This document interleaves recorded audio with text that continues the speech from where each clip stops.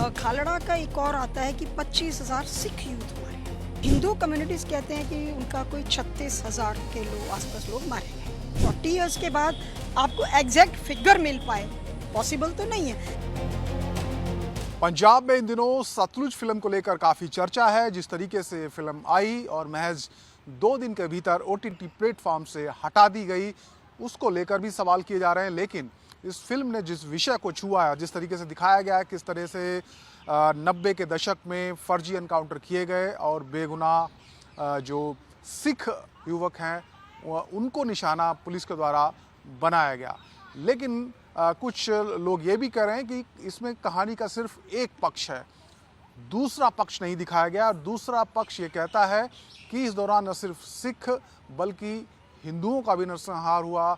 बहुत सारे हिंदू परिवार, हिंदू युवक मारे गए जिनका जिक्र इस फिल्म में नहीं है।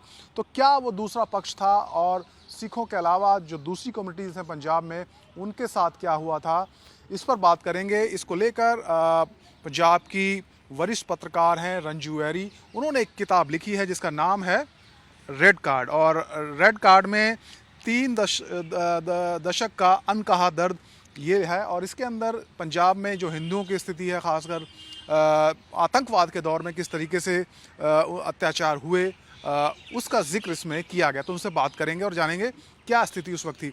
मैम, ये बताइए कि आपने जब किताब लिखी तो जाहिर सी बात है आपने रिसर्च करी होगी, आप गए भी होंगे फील्ड में। क्या आप कहना चाहते हैं कि जो सतलुज फिल्म है उसके परिप्रेक्ष्य में मैं पूछ रहा हूँ, दूसरा पक्ष क्या था? सर, हम पहले तो मैं सतलुज का ज़रूर थोड़ी सी बात करनी चाहूँगी, क्योंकि जब when I was writing this book तो आई रियली ट्रेवल्ड। मैंने बहुत से विलेजेस, क्योंकि I was meeting those families who were affected by the terrorism, जिनको टेररिज्म के ड्यूरिंग जिनके घर के लोग मारे गए, जिनकी प्रॉपर्टीज़ छीनी गई, जिनकी महिलाएं, घर की लेडीज़, बच्चियां गायब हुई या जिन्होंने सुसाइड किया। सो वो मैं उन फैमिलीज़ को मिल रही थी, बिकॉज आज तक इस इशू पे nothing has been documented. So I didn't get any established document जो ये बता सके कि exactly what happened during that decade. फिर आप फिल्म की बात कर रहे हैं Sutlej. I am not against anybody's narrative और anybody's film, but where was Khalra before 1992?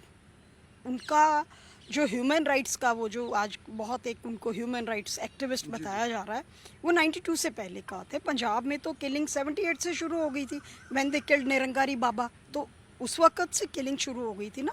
It went on till 93, 94, 95 तक आके पूरा शांत हुआ। तो वो उस वक्त कहाँ थे? फिर खालड़ा का एक और आता है कि 25,000 सिख यूथ मारे हमने, 25,000। Now I will tell you from where he got the figures. पहले तो बिफोर रिलीजिंग दिस कि ह्यूमन राइट्स में मैंने ये सर्च किया और ये फिगर्स हैं। He was running a magazine called Khalistan liberation, जिसमें वो भिंडरावाले के भाषण और वो सारे एक्टिविटीज़ छाप रहे थे। उसी में उनका एक आर्टिकल मुझे मिला जिसमें उन्होंने 1 आध साल पहले ही लिख दिया था 25,000। दैट मीन्स वो ऑलरेडी उनके दिमाग में वो फिगर था। सेकेंड पॉइंट, ये कहते हैं कि शमशान घाट से जो आंकड़े थे रजिस्टर थे, वहाँ से आंकड़े लिए उन्होंने आंकड़े लिए 3 शमशान घाटों से। जी। ठीक है। एंड ही सेज कि 3 शमशान घाटों में जो अनरिकग्नाइज्ड बॉडीज़ थी, मैंने उनका वो लिया and it was around 2000। Khalra ने कहीं भी ये क्लैरिफाई नहीं किया कि वो 2000 बॉडीज़ क्या सिख यूथ्स की थी, क्या they were all killed by police, ये उसने कहीं क्लैरिफाई नहीं किया। अब आप 3 शमशान घाटों में 2000 का फिगर लेते हो, वो भी आपको क्लैरिफाई नहीं करते हो कि क्या वो सारे सिख यूथ थे, क्या वो सारे पुलिस ने मारे थे। आप एक एवरेज फिगर निकालते हो 25,000। इट्स एन एवरेज फिगर, आकलन है उनका कि आंकलन है। अब एक और इसका एक अनदर पार्ट है इसका कि 92 या 91 में एमनेस्टी इंटरनेशनल का एक डेलीगेशन इंडिया आता है to do some survey in Punjab about the terrorism. उस वक्त ही सेंट्रल गवर्नमेंट ने उनको दिल्ली से निकलने की परमिशन नहीं दी, मतलब पंजाब आने की परमिशन नहीं दी थी। वो मेरे पास रिपोर्ट भी है and I explained it in my book also. तो उन्होंने दिल्ली बैठ के खालड़ा जैसे ही कुछ लोगों से बात करके तो उन्होंने अपना रिपोर्ट बनाया। खालड़ा के उनको फिगर जो है वो ऑलमोस्ट सिमिलर है। So these are the truth of his figures. Now there is an another version हिंदुओं का। हिंदू कम्युनिटीज़ कहते हैं कि उनका कोई 36,000 के आसपास लोग मारे गए, अराउंड इफेक्टेड भी हैं, मारे गए हैं। उसमें सिर्फ हिंदू नहीं, उसमें कुछ इनोसेंट सिख्स भी हैं। ये आप बात कर रहे हैं आतंकवाद का दौर था जो 1978 से लेकर आप कह रहे हैं 1993-95 तक चला। इस दौरान I'll clarify कि हिंदुओं का फिगर कहाँ से आता है.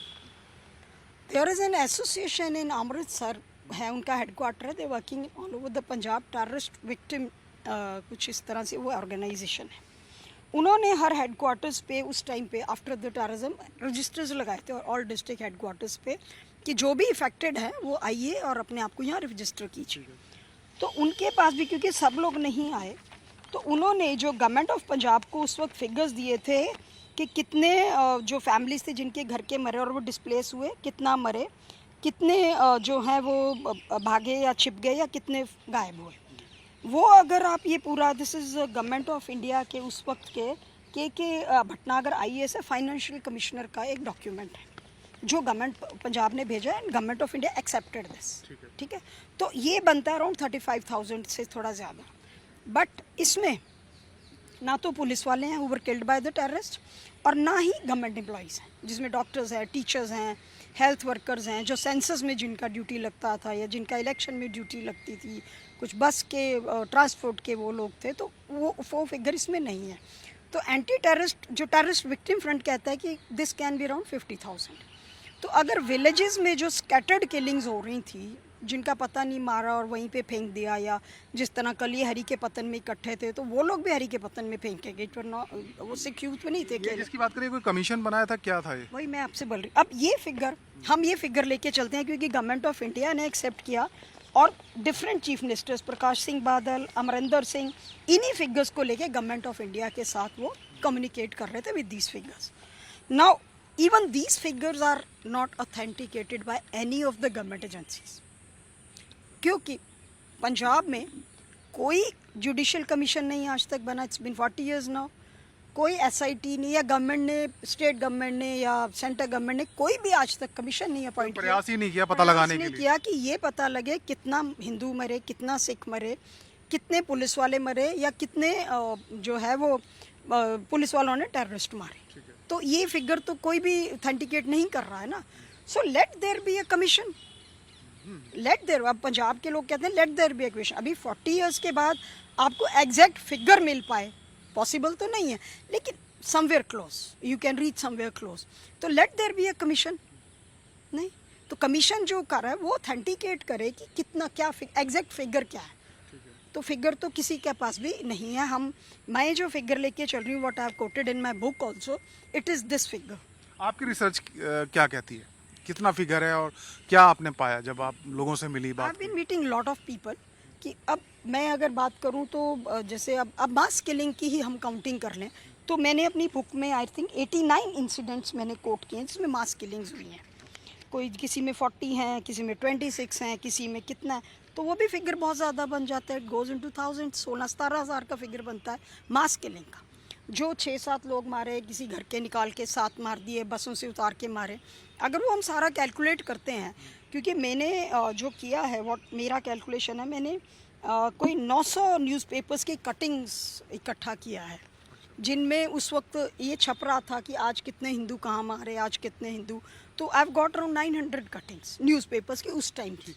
तो अगर हम वो फिगर भी कैलकुलेट करते हैं तो वो इतना ही फिगर बनता है जितना ये लोग कह रहे हैं. ऑलमोस्ट सिमिलर है. करीब 35,000 आप कह रहे हैं. करीब 35,000 इतना ही है. उसमें सिख भी हैं और उसमें हिंदू भी हैं, लेकिन हिंदू ज़्यादा हैं क्योंकि वो जो सेग्रीगेट करके किलिंग हो रहा था ना. स्कूल में गया, हिंदू टीचर्स बाहर आ जाओ एंड यू शूट देम. बस खड़े की लालड़ू का इंसिडेंट आपको लालड़ू में ही नज़दीक ही हुआ है. 2 बसेस रोकी थी और उसमें सारे हिंदू निकाल के सेग्रीगेट करके मारा आपने. बसों के तो बहुत सारे इंसिडेंट्स हैं, बहुत सारे. मैं एक बटाला में भी फैमिली से मिल के आ रही थी. उनका एक 24 साल का, एक 26 साल का बेटा, दोनों को एक ही बस से उतार के मारा, एक ही फायर में जलाए उन लोगों ने. फिर मैं कुछ बॉर्डर एरियाज़ में बिल्कुल रिमोट में मिल के आई थी. वहाँ तो कौन ये सर्टेन करेगा कितनी फीमेल्स ने सुसाइड किया, कितनी फीमेल्स गायब हुई हैं.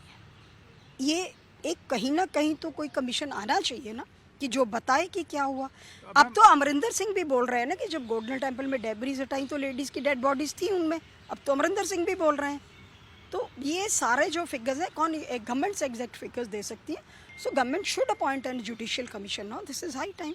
मैम अगर सिर्फ हम हिंदुओं की या नॉन सिख्स की बात करें, प्रवासी मजदूरों की भी हत्याएं उस दौरान में की गई, तो ये कितना आंकड़ा अगर आपके हिसाब से बनता होगा? हालांकि अभी तो कोई ये नहीं कह सकता कि इतना ही होगा। अभी तक सिर्फ हम 36,000 का आंकड़ा, 35,000 समथिंग का, 35 मोर देन 35,000 का आंकड़ा लेके चल लेकिन रहे इसमें सभी लोग हैं। हैं। ऑल काइंड ऑफ हिंदूज, क्योंकि 92 ये सिर्फ हिंदुओं की आप कह रहे हैं 35,000? नहीं, मैं उसमें इनोसेंट सिक्स भी हैं। इनोसेंट सिक्स भी हैं। अब एक जैसे खालड़ा जी 92 में ह्यूमन राइट्स की बात कर रहे थे, उनके ह्यूमन राइट्स सिर्फ उन्हीं नौजवानों के लिए क्यों थे जिनको वो कहते हैं कि पुलिस ने मारा। तो उन्होंने ये तो कहीं नहीं क्लैरिफाई किया कि पुलिस ने जितने लोग पकड़े थे क्या वो सारे इनोसेंट थे। But they all innocent. 5% innocent हो सकते हैं, 6%। 100% इनोसेंट थे जो पुलिस ने मारे, और जिनको उन लोगों ने मारा वो उनकी बात करते हैं। जिन पुलिस वालों को मारा गया उनका ह्यूमन राइट्स कहाँ है? डीआईजी अटवाल गोल्डन टेम्पल से माथा टेक के आ रहे थे, हाथ में प्रसादा था, अपने गोल्डन टेम्पल की स्टेज पे, गोल्डन टेम्पल के अंदर से गोली आई थी उनको मारने के लिए। फिर 2 घंटे उनकी डेड बॉडी जो है वो सीढ़ियों पे पड़ी रही। फिर उस वक्त ये चीफ मिनिस्टर ने भिंडरा वाले से परमिशन ली, तब उनकी डेड बॉडी उठाई। मुझे लोग बताते हैं कि उस वक्त ये लोग मार के गोल्डन टेम्पल में भाग जाते थे, और किसी पुलिस वाले में दम नहीं था कि गोल्डन टेम्पल के अंदर जा सके। That's why army was called, क्योंकि पुलिस के पास उतना बड़ा इक्विपमेंट नहीं था कि वो उनसे लड़ सके। एक पुलिस की आपने बात की, इस फिल्म को देखने के बाद एक जो पंजाब पुलिस है उस दौरान वो एक विलन की तरह नजर आती है और दिखता है कि वो किस तरीके से अत्याचार कर रहे थे। आपने क्या पाया? सर, अब मैं पुलिस ने किए हैं अत्याचार, आई डोंट डिनाई इट। मैं तो खुद ही कह रही हूँ कि खालड़ा साहब ये भी बता जाते हैं कि जितने पुलिस ने पकड़े थे क्या वो सारे इनोसेंट थे, तो पिक्चर और क्लियर हो जाती। हालांकि बहुत सारी वीडियोस वायरल हो रही हैं कि हमको पुलिस ने टांगे खींची, हमको पुलिस ने टांगों में बेलने चलाए, वॉटेवर, बहुत सारी आजकल वीडियोस आ रही हैं। तो मैं उसी लिए कह रही हूँ कि गवर्नमेंट एक कमीशन तो बिठाए, तो इस तरह के जितने भी टेररिस्ट इफेक्टेड या पुलिस के इफेक्टेड लोग हैं, लेट देम कम फॉरवर्ड, तभी कोई आपके सामने डाटा आएगा ना। नाउ पंजाब के लोगों को बहुत होप है कि prime minister is coming on 17, so they are hoping कि शायद कोई कमीशन जो है वो प्राइम मिनिस्टर अनाउंस करके जाए, अनाउंस करके जाए। अब आपने जिस तरीके से बात की उन लोगों से, क्या उनको उम्मीद है अब, और उन्होंने क्या बताया किस तरीके से, क्या जो उनके लापता लोग थे उनके बारे में आज तक वो जान भी पाए कि नहीं? नहीं जान पाए, कौन कौन करता। फिर एक जहाँ तक कंपनसेशन की बात है, 2-3 उसमें है। एक अमरिंदर सिंह ने 2006 में एक अपनी विधानसभा में, मैंने उस कांग्रेस चीफ मिनिस्टर, 781 करोड़ का एक 781 करोड़ का एक पैकेज अनाउंस किया था फॉर टेररिस्ट विक्टिम्स फैमिलीज़। तो वो उन्होंने सेंटर में भेज दिया था। फिर जब भी पूछते थे तो सेंटर को भेज दिया, लेट सेंटर डिसाइडेड। उसके बीच में उसमें भी कई सारी लेटर्स हैं जो अमरिंदर सिंह लिख रहे हैं कि आई सेंट यू दिस। फिर उसके बाद इलेक्शंस हुए, Manmohan Singh as a prime minister आया, तो लोगों को उम्मीद थी कि शायद वो अनाउंस करके जाएंगे। What happened behind the stages पता नहीं, कि वो अनाउंस नहीं हुआ। उसके बाद नानावती कमीशन आया, पार्लियामेंट में वो अप्रूव हुआ, और उसके बेस पे दिल्ली के जो राइट्स थे, दिल्ली के जो सिख दंगों के प्रभावित थे, उनको कंपनसेशन मिला। I have got letters Prakash Singh Badal का भी और उसका भी, जो वो सेंटर को लिख रहे हैं कि इसी बेस पे पंजाब के भी जो टेररिस्ट इफेक्टेड लोग हैं उनको दे दो कंपनसेशन। तो 2013 के लास्ट डेज में, 14 के इलेक्शन से पहले, पंजाब के लोगों का एक डेलीगेशन टेररिस्ट विक्टिम्स का, जो तब सेंटर मिनिस्टर थे 14 में, शेखावत, तो उसके पास गए, उन्होंने वो फाइल मंगवाई। लास्ट 2013 के लास्ट डेज में उस फाइल पे नोटिंग है compensation paid, file closed, and एक सिंगल बंदे को वो कंपनसेशन नहीं मिला है पंजाब। कहाँ गया वो पैसा कंपनसेशन? पंजाब के लोगों के साथ एक और ट्रेजेडी हुआ है बहुत बड़ा, that's why my books name is red card. उसमें क्या हुआ है कि जो टेररिस्ट विक्टिम्स थे उनको एक रेड कार्ड दिया जाना था। उसमें उनको 3-4 जो थे फैसिलिटीज़ थी उन लोगों को, कि जो टेररिस्ट विक्टिम्स हैं फैमिलीज़, उनके लिए कुछ बेनिफिट्स थे उस कार्ड में। अब जब वो कार्ड देने की बारी आई तो दिल्ली में दंगे हुए, और आप जब भी कहीं खड़े होकर पंजाब टेररिज्म की बात करते हो, सो दैट इज़ को related with Delhi rights against Sikh जो हुए थे। तो उसमें होता क्या है कि पंजाब की बात नहीं होती। So nobody has raised voice for the terrorist victims of Punjab. आप बात करते हो, आप दिल्ली दंगे पे आ जाते हो। तो ये रेड कार्ड पंजाब गवर्नमेंट ने देने थे? पंजाब गवर्नमेंट ने रेड कार्ड दे, इसीलिए आपने किताब का नाम। तो वो रेड कार्ड में क्या हुआ कि जो दिल्ली दंगों से उठ के पंजाब आए, उनको तो कहा गया आप सराय का सर्टिफिकेट लाइए, and they were given red cards. Punjab के लोगों से इतने डॉक्यूमेंट्स मांगे गए, वो दे नहीं पाए, क्योंकि कौन चाहता उस वक्त सरकारी ऑफिस में रिकॉर्ड लाने की, मेरी ज़मीन का ये रिकॉर्ड है या मेरा ये रिकॉर्ड है। उनके पास FIR की कॉपीज़ थी, वो क्यों नहीं मानी गई? उनको बहुत कम पंजाब के लोगों को रेड कार्ड्स मिले जो पंजाब में टेररिस्ट विक्टिम्स थे। दिल्ली वालों को मिले, उनको बेनिफिट्स में मिले। फिर बाद में किसी ने ये नहीं देखा कि वो बेनिफिट्स लेके पंजाब में ही रहे या चले गए, ये भी किसी ने नहीं देखा। फिर एक रोपड़ के उस वक्त के DC का एक मेरे पास लेटर है। रोपड़ के कोई 40 पुलिस वाले एंटी टेररिस्ट ऑपरेशंस में मरे थे रोपड़ डिस्ट्रिक्ट। उन्होंने एक उस वक्त पंजाब गवर्नमेंट को लेटर लिखा कि मेरे 40 लोग मारे गए हैं, आप इनको रेड कार्ड दीजिए, इनकी फैमिलीज़ को। उनको गवर्नमेंट ऑफ पंजाब का जवाब था कि रेड कार्ड जो है वो गवर्नमेंट एम्प्लॉइज़ को नहीं दिया जाएगा, because they get their gratuity. अब अगर एक हवलदार मारा गया है और उसकी 3-4 साल की, उसकी कितना ग्रेचुटी होगा उस वक्त? ज़्यादा से ज़्यादा लाख रुपया, वो भी उनको किश्तों में मिले। अभी 2 साल पहले अप्रैल में पंजाब एंड हरियाणा गवर्नमेंट का पहला डिसीजन आया है कि गवर्नमेंट एम्प्लॉइज़ जो मारे गए थे उनकी फैमिलीज़ को भी रेड कार्ड दो। वो आफ्टर 40 ईयर्स। अब तो उनके बच्चे भी रिटायर हो रहे हैं, उनके बच्चे भी रिटायर हो रहे हैं। सेकंड या थर्ड जनरेशन, उनकी सेकंड जनरेशन है, उनकी थर्ड जनरेशन है, वो क्या करेंगे रेड कार्ड से? मैम अच्छा, पंजाब में एक और ट्रेजिडी है कि हिंदूज जो हैं वो पूरी कंट्री में मेजॉरिटी है, लेकिन जिन स्टेट्स में वो माइनॉरिटी हैं, they don't get minority status. वही पंजाब में हुआ, उनको वो माइनॉरिटी स्टेटस हिंदू को नहीं मिला, वो मेजॉरिटी को बेनिफिट्स मिले। फिर पंजाब गवर्नमेंट ने टेररिज्म के बाद कुछ सरकारी जॉब्स या इस तरह के जो बेनिफिट्स निकाले फॉर टेररिस्ट विक्टिम्स।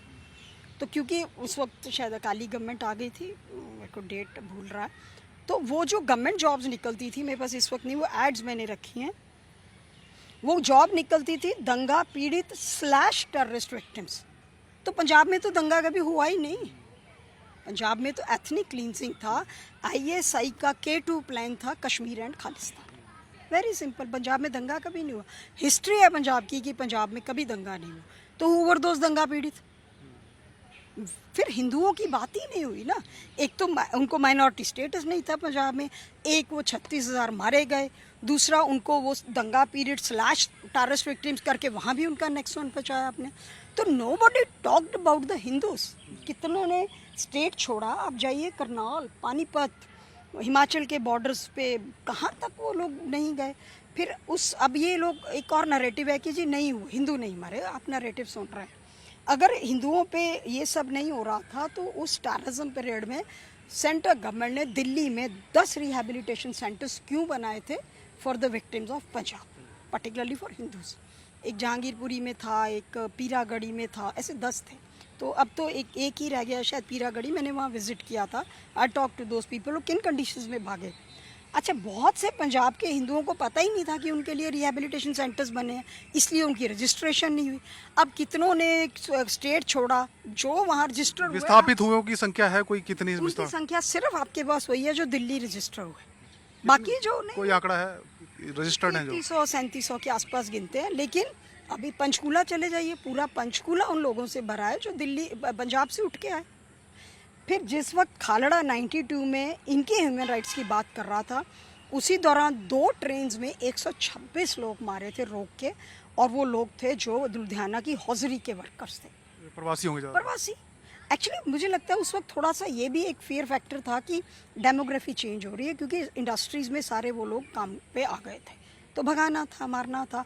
इसलिए बटाला में, अमृतसर में, लुधियाना में, इन जो इंडस्ट्रियल टाउन्स थे वहाँ तो बहुत ज़्यादा हुआ। सबसे ज़्यादा तो माझा में हुआ ना, माझा इलाके में बहुत ज़्यादा हुआ। अब खालड़ा ने जो 3 वो चूज़ किए, आप देखिए वो कहाँ पे हैं। सबसे ज़्यादा माझा में हुआ, तो आप माझा में चले जाते। रंजू जी, क्या आपको लग रहा है 36,000 का आंकड़ा आप बात कर रही हैं, अगर हिंदुओं की ही बात कर लें तो क्या आपकी रिसर्च कहती है कितने हिंदू मारे गए होंगे? हम दे रहे हैं ना फिगर्स आपको। 36,000 हैं, जिसमें बहुत कम जो हैं वो सिख, ज़्यादातर हिंदू हैं इनमें? ज़्यादा हिंदू हैं। वो तो इंसिडेंट्स है, मेरे पास 900 अखबारों की कटिंग्स है जो रोज़ छप रहा था। आप खुद सुनते रहे होंगे, बस से उतार के 2 बसें रोकी, लालड़ू में कितना मारा, फिर इधर मोगा में। और कितनी इंसिडेंट रिपोर्ट किया आपने इसमें? मैंने इसमें ना बहुत सारे incident, I think around 89 incidents तो मैंने किए हैं। बट देयर आर मच ये मास किलिंग जो मास किलिंग्स हैं जिनमें मतलब मोर देन 10, किसी में 30 हैं, 40 हैं, 50 हैं। अब बहुत सारे इंसिडेंट हैं। अबोहर में 40 लोगों को मारा था जब वो दौड़ के पुलिस स्टेशन गए तो ताले लगे हुए थे पुलिस स्टेशन में। अभी मेरे से थोड़े दिन पहले ही एक लेडी मिलने आई है, अमृतसर के पास उनका विलेज है। उन्होंने मेरा कोई पॉडकास्ट देखा, उसके बाद वो मिलने आई हैं। वो मेरे कहते घर में मेरे 3 ब्रदर्स, मेरे फादर, ताए, चाचे, उनके बच्चे लड़के पुलिस की यूनिफॉर्म में बाहर निकालना, हम टेररिस्ट ढूंढ रहे हैं एंड गन डाउन। वो सारे मेल मेंबर्स एक दिन में उस फैमिली के ख़त्म हो गए। तो उनका नैरेटिव कौन लाएगा? आप इस तरह की फिल्में बना रहे हो, एब्सोल्युटली राइट, क्योंकि जो डायसेप हो रहा है, बाहर बैठे हैं जो, उनकी फंडिंग आपको नहीं होगी और आपको एसजेपीसी का जो है वो रिकग्निशन नहीं मिलेगा अगर आप इस तरह की फिल्में नहीं बनाओगे।